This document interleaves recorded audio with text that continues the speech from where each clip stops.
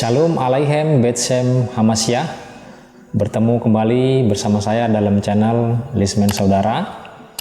Pada bagian yang ketiga ini kita akan membahas tentang bahwa Yesus itu adalah penggenapan dari hukum Taurat, ya. Bahwa Yesus itu adalah penggenapan dari hukum Taurat. Nah, kita akan melihat apa yang tertulis dalam hukum Taurat yang ditulis oleh Musa dan bagaimana penggenapannya di dalam Yesus. Ya, kita akan mendasarinya pertama dari Injil Matius pasal yang kelima ayat yang ke-17, ya. Injil Matius pasal yang kelima ayat yang ke-17 dikatakan demikian di sana. Janganlah kamu menyangka bahwa aku datang untuk meniadakan hukum Taurat atau kitab para nabi. Aku datang bukan untuk meniadakannya, melainkan untuk menggenapinya. Jadi Yesus hadir, Yesus datang untuk menggenapi apa yang tertulis dalam hukum Taurat. Dan ini juga pernyataan ini ditegaskan kembali dalam Injil Yohanes pasal yang kelima ayat yang ke-46 dikatakan demikian. Injil Yohanes pasal yang kelima ayat yang ke-46. Sebab jikalau kamu percaya kepada Musa, tentu kamu akan percaya juga kepadaku, sebab ia telah menulis tentang aku. Ya, Yesus mengatakan bahwa ia hadir menggenapi hukum Taurat, dan Yesus juga menegaskan bahwa Musa menulis tentang dia. Nah, kita akan melihat apa yang tertulis dalam hukum Taurat dan bagaimana penggenapannya di dalam Yesus. Yang pertama, kita akan baca di Kejadian pasal yang ketiga ayat yang ke-15. Kejadian pasal yang ketiga ayat yang ke-15.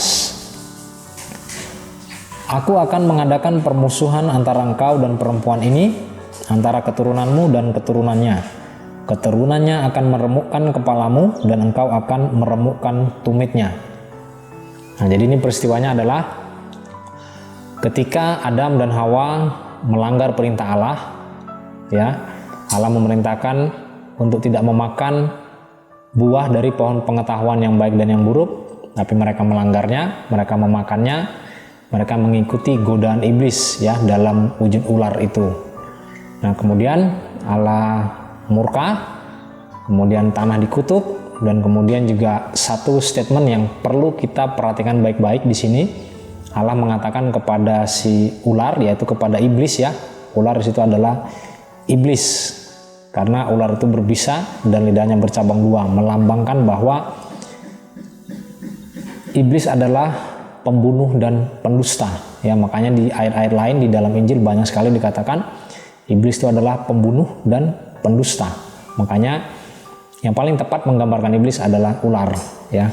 Nah, Allah mengatakan kepada ular itu akan mengadakan permusuhan antara engkau dan perempuan ini, antara keturunanmu dan keturunannya, antara keturunan si ular yaitu iblis dengan keturunan perempuan ini.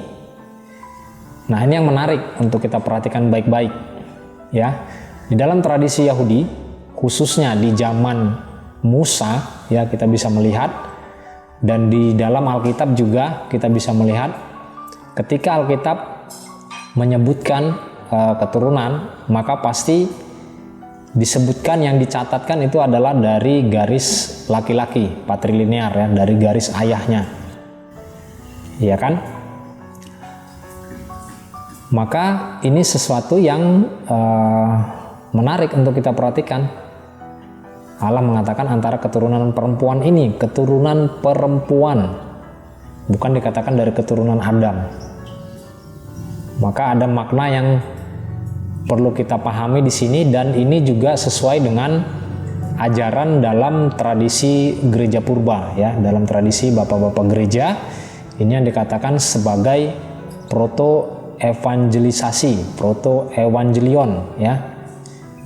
Yang berarti bahwa pewartaan Injil yang mula-mula, ya. Pemberitaan Injil yang mula-mula ternyata sudah ada dari mulai kitab pertama dari hukum Taurat, dari Taurat Musa, kitab Kejadian, Sefer Beresit, ya, sudah tercatat di sana. Dan kita tahu bahwa Alkitab juga mencatat Yesus lahir dari perawan Maria. Yesus lahir dari seorang perempuan tanpa campur tangan benih laki-laki. Dan itu menjadi satu bukti bahwa apa yang dinubuatkan, apa yang dicatat dalam kitab Taurat Musa tergenapi di dalam Yesus.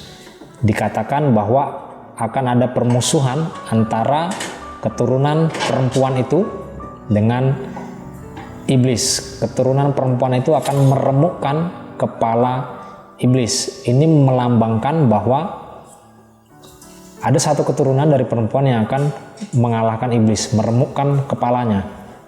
Dan Yesus jelas menggenapi ini ketika dia disalibkan, dia mati, turun ke dalam kerajaan maut, tetapi perlu kita mengerti, tetapi pada hari yang ketiga bangkit dari kematian. Nah, kebangkitan Yesus inilah menjadi bukti dia mengalahkan maut, mengalahkan dosa, dan mengalahkan iblis. Inilah penggenapannya dari kitab Taurat tadi yang mengatakan bahwa keturunan perempuan itu akan meremukkan kepala si ular. Dan tergenapi dalam Yesus ketika dia disalibkan, dia mati, dan pada hari yang ketiga dia bangkit. Kebangkitannya ini membuktikan bahwa Yesus mengalahkan maut, mengalahkan dosa, dan mengalahkan iblis. Dan peristiwa salib itu juga menggenapi yang tercatat dalam Taurat ini, dalam Kejadian 3 ayat 15 ini, bahwa ular itu meremukkan tumitnya.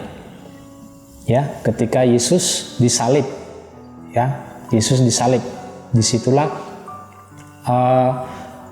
penggenapannya bahwa ular itu meremukkan tumitnya, ya. Nah, yang kedua kita akan coba pahami. Yang kedua adalah dari sosok Abraham, ya, dari Abraham.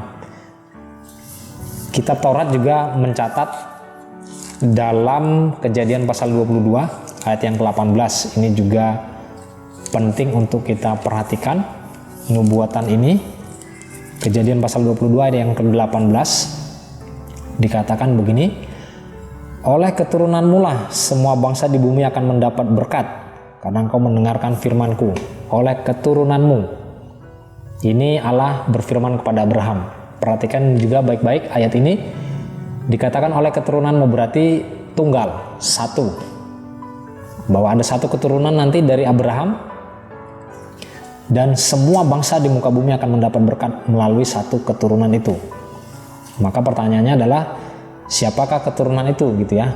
Nah, perlu juga kita pahami, saudara-saudara, bahwa Yesus datang ke dunia ini tidak membawa satu kitab, ya. Jadi Yesus tidak datang membawa kitab kemudian menggantikan kitab Taurat dengan kitab yang dibawanya. Tidak demikian. Sekali lagi Yesus hadir sebagai penggenapan dari hukum Taurat. Dan Yesus sendiri ketika kita membaca Injil, kita membaca sejarah, Yesus sendiri ketika berhadapan dengan orang-orang Yahudi, yang dikutip oleh Yesus adalah apa yang tertulis dalam hukum Taurat. Dan itu juga yang dilakukan oleh para rasul, itu juga yang dilakukan oleh murid-murid Yesus, ya, maupun murid-murid dari muridnya Yesus itu, ya. Karena perlu kita mengerti bahwa di awal-awal pelayanan para rasul itu perjanjian baru tentu belum ditulis, ya. Perjanjian baru tentu belum ditulis, Injil itu belum ditulis, Matius, Markus, Lukas tentu belum ditulis ketika awal-awal, ya. Ketika Yesus mati, kemudian bangkit dari kematian, kemudian naik surga. Nah, di awal-awal pertumbuhan Kristen itu tentu perjanjian baru belum ditulis. Baru kemudian ketika ada permasalahan, perjanjian baru itu ditulis dalam konteks untuk meneguhkan iman kepada jemaat yang ada, ya. Maka kalau begitu murid-murid Yesus itu memberitakan dia dengan apa? Ya, mereka merujuk kepada kitab Taurat, ya. Jadi ketika kekristenan muncul di tengah-tengah iman Yahudi, ya, dan iman Yahudi dan orang-orang Yahudi menolak iman Kristen. Tapi kedua kepercayaan ini merujuk kepada kitab yang sama. Jadi ketika Kristen muncul dengan pengertian yang baru, dengan penafsiran yang baru terhadap hukum Taurat, Kristen sama sekali tidak, iman Kristen murid-murid Rasul sama sekali tidak mengatakan, tidak ada menuduh bahwa Taurat itu palsu gitu. Jadi ketika mereka menjelaskan imannya, justru mereka merujuk kepada hukum Taurat, mereka merujuk kepada kitab Taurat yang ditulis oleh Musa. Nah, salah satu buktinya adalah kita buka di Galatia 3 ayat 16. Ketika Rasul Paulus kita tahu bahwa Rasul Paulus itu juga seorang ahli Taurat ya. Beliau juga seorang ahli Taurat, murid dari seorang rabi yang sangat terkenal ya, Rabi Gamaliel. Kita lihat di Galatia 3 ayat yang 16 ya, ini tulisan dari Rasul Paulus kepada jemaat di Galatia. Galatia pasal 3 ayat yang ke-16. Nah, ini bukti bahwa para rasul di awal-awal sekali ketika Injil belum ditulis, ketika mereka mewartakan, mengabarkan berita Injil, yaitu ketika mereka menjelaskan bahwa Yesus itu adalah firman Allah, bahwa Yesus itu adalah penggenapan dari hukum Taurat, mereka merujuk kepada kitab Taurat. Mereka tidak mengabaikan hukum Taurat ya, ataupun menuduh bahwa hukum Taurat sudah dipalsukan. Tidak demikian, tapi mereka Yahudi dan Kristen sama-sama merujuk kepada hukum Taurat. Yang membedakan Yahudi dan Kristen adalah dalam hal penafsiran, bahwa orang Yahudi sampai hari ini masih menantikan kedatangan Mesias, dan iman Kristen percaya bahwa penantian itu, nubuatan itu sudah digenapi, Mesias sudah datang, yaitu dialah Yesus Kristus. Nah, dalam Galatia 3 ayat yang ke-16 dikatakan begini, Rasul Paulus menulis, "Adapun kepada Abraham diucapkan segala janji itu, dan kepada keturunannya. Tidak dikatakan kepada keturunan-keturunannya, seolah-olah dimaksud banyak orang, tetapi hanya satu orang, dan kepada keturunanmu, yaitu Kristus." Nah, ini membuktikan bahwa Rasul Paulus ketika dia berhadapan dengan orang-orang Yahudi, dia mengutip dari kitab Taurat. Ya, jadi Galatia 3 ayat yang ke-16 ini mengutip dari Kejadian pasal 22 ayat yang ke-18 tadi. Ya. Jadi ketika iman Kristen muncul menghadapi saudara tuanya ya, yaitu iman Yahudi, orang-orang Yahudi, keduanya merujuk kepada teks Alkitab yang sama, dengan tentu dengan pemahaman, dengan penafsiran yang berbeda ya, tapi keduanya merujuk kepada teks yang sama. Maka kalau ada selama ini orang-orang atau saudara-saudara kita yang seringkali menuduh bahwa Alkitab sudah dipalsukan, itu adalah sesuatu yang sangat menurut saya tidak bertanggung jawab, karena sebegitu banyaknya tuduhan itu tidak satupun yang menyertakan buktinya, ya kan? Kalau Anda mengatakan sesuatu sudah dipalsukan, maka Anda bertanggung jawab untuk menunjukkan yang mana aslinya. Kalau Anda mengatakan bahwa Alkitab sudah dipalsukan, maka seharusnya Anda dengan tanggung jawab melampirkan bukti-buktinya. Ayat mana yang dipalsukan, kapan peristiwa pemalsuannya, ya kan? Tapi selama ini hal itu tidak pernah terjadi, hanya menuduh secara sepihak bahwa Alkitab Kristen itu sudah dipalsukan, bahwa Taurat itu sudah dipalsukan. Nah, tentu ini bukan cara berapologet yang baik ya.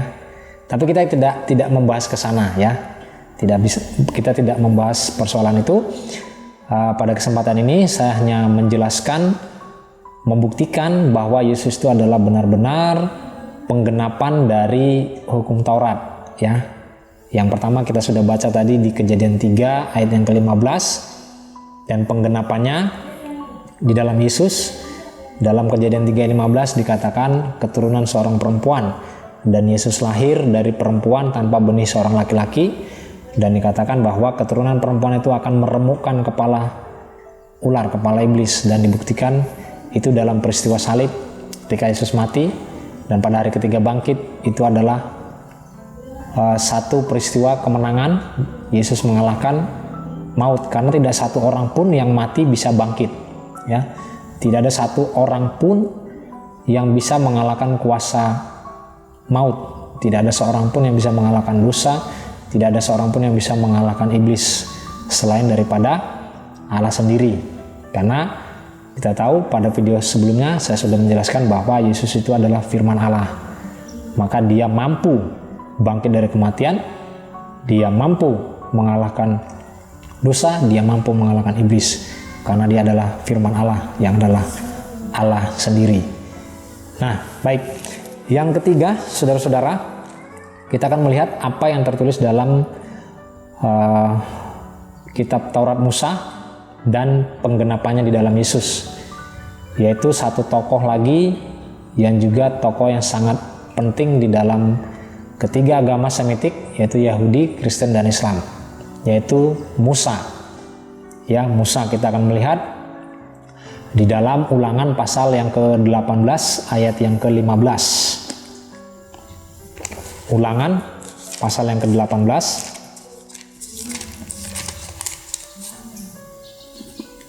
ayat yang ke-15, ya. Ini juga penting sekali untuk kita perhatikan. Seorang nabi dari tengah-tengahmu, dari antara saudara-saudaramu, sama seperti aku, akan dibangkitkan bagimu oleh Tuhan Allahmu. Dialah yang harus kamu dengarkan. Jadi ini adalah nubuatan Musa yang mengatakan bahwa seorang nabi yang sama seperti aku, Musa berkata demikian, ya, seorang nabi yang sama seperti dirinya akan datang, akan dibangkitkan bagimu oleh Tuhan. Ini satu peringatan Musa kepada bangsa Israel supaya mereka tidak datang kepada para petenung, kepada para penyihir, tapi supaya mereka benar-benar berpegang kepada Allah saja. Dan Musa mengatakan bahwa akan ada nabi yang sama seperti dirinya dari antara kalangan orang-orang Yahudi yang akan dibangkitkan oleh Tuhan, dan dialah yang harus kamu dengarkan. Nah, siapakah yang dinubuatkan ini? Kita akan lihat pelan-pelan ayat ini. Seorang nabi dari tengah-tengahmu, dari antara saudaramu. Kita lihat dari silsilahnya, Yesus itu datang dari suku Yehuda, yaitu salah satu dari 12 suku Israel. Maka dikatakan dari tengah-tengahmu, dari antara saudara-saudaramu. Dan ini sementara Musa adalah dari suku Lewi. Maka dikatakan dari tengah-tengahmu, dari saudara-saudaramu. Ya, berarti dari saudara-saudara selain Lewi. Maka ditemukan Yesus lahir dari suku Yehuda.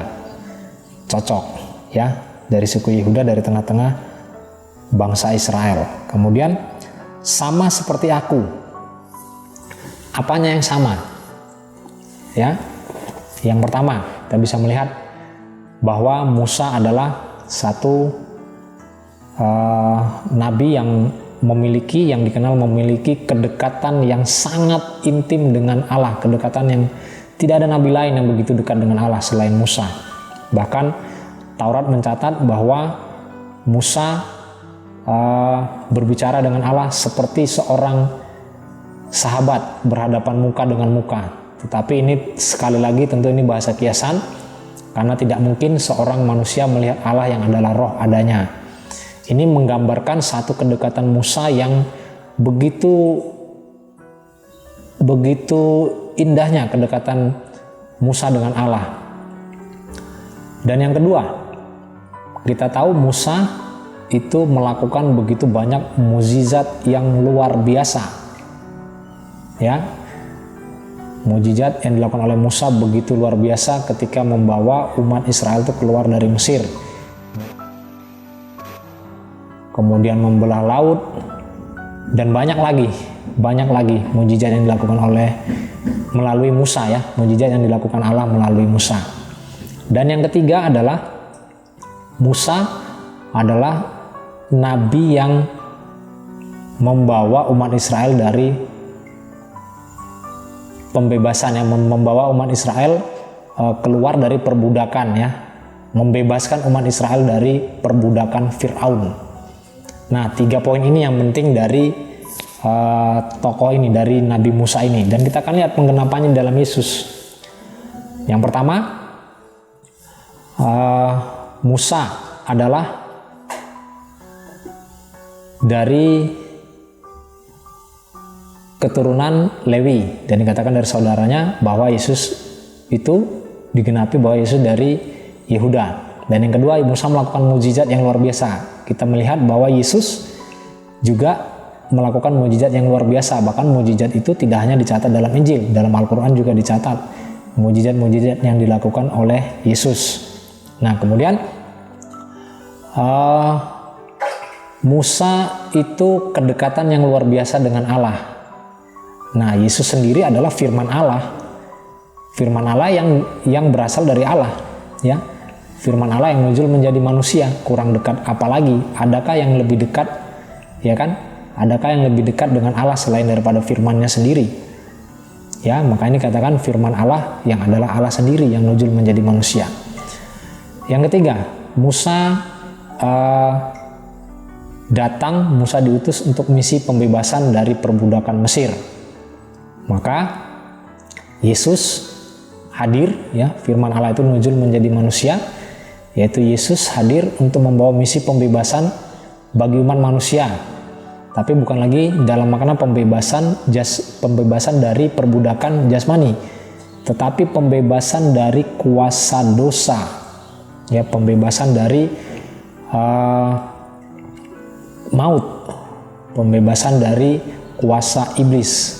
Dan Yesus jelas-jelas melakukan itu, dan Yesus jelas-jelas datang dengan misi yang sama seperti Musa. Kalau Musa membawa umat Israel dibebaskan dari perbudakan Mesir, maka Yesus hadir membebaskan seluruh umat manusia yang percaya kepadanya dari kuasa dosa, dari kuasa maut, dan dari kuasa iblis. Nah, jadi dari pembacaan 3 ayat dalam kitab Taurat tadi, dan kita melihat penggenapannya dalam Yesus, kita bisa melihat bahwa sungguh Yesus itu adalah penggenapan dari hukum Taurat, dan bahwa sungguh Musa telah menulis tentang Yesus. Makanya Yesus menegaskan di dalam Matius 5 ayat 17 tadi, kemudian di dalam Yohanes 5 ayat 46, bahwa Dia hadir menggenapi hukum Taurat. Baik, saya kira untuk video yang ketiga cukup sampai di sini, ya. Kiranya ini bisa menjadi referensi yang sederhana bagi saudara-saudara, bagi Anda yang beragama Kristen. Kiranya ini menjadi menambah pengertian, menambah pemahaman saudara-saudara sekalian, dan bagi saudara-saudara yang non-Kristen yang mungkin selama ini salah paham, ya, tentang iman Kristen, semoga video ini tetap bisa memberikan penjelasan, pemahaman kepada Anda. Setidak-tidaknya Anda mengerti bahwa apa yang Anda pahami, bahwa apa yang Anda tuduhkan terhadap iman Kristen, ternyata setelah kita membaca Taurat, kita membaca apa yang ditulis oleh Musa, ternyata tidaklah demikian. Sehingga kita boleh belajar bahwa kita tidak bisa menilai iman orang lain dari sudut pandang agama kita. Ketika kita ingin mempelajari iman orang lain, maka kita harus merujuk kepada Alkitabnya juga. Saya kira demikian, saudara-saudara. Kiranya video ini boleh bermanfaat bagi Anda sekalian. Sekiranya ini bermanfaat, Anda boleh membagikannya, Anda boleh klik subscribe, ya, klik subscribe, dan juga komen. Kalau ada pertanyaan silakan Anda bisa bertanya, dan Anda juga bisa membagikan kepada saudara-saudara yang lain supaya sama-sama kita belajar untuk memahami landasan iman Kristen. Terima kasih. Shalom Aleichem Bet Shem Hamashiach.